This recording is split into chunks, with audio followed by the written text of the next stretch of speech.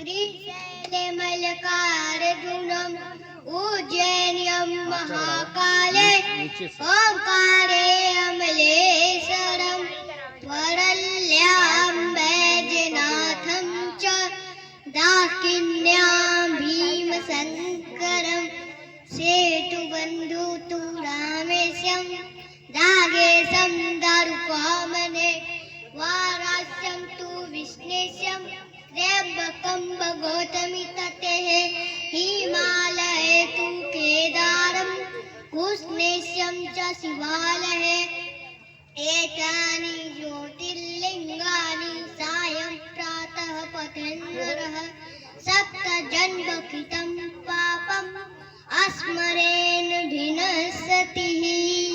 ॐ कर्पूरगौरं करवावतारं संसारसारं भुजगेन्द्रहारं सदा वसन्तं हृदयारविन्दे भवं भवानी सहितं नमामि।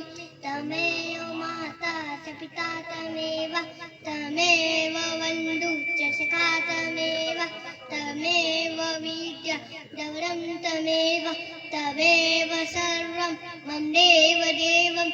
ॐ नमः शिवाय। हरे राम राम राम हरे हरे हरे कृष्ण कृष्ण कृष्ण हरे हरे हरे राम राम राम हरे हरे हरे कृष्ण कृष्ण कृष्ण हरे हरे।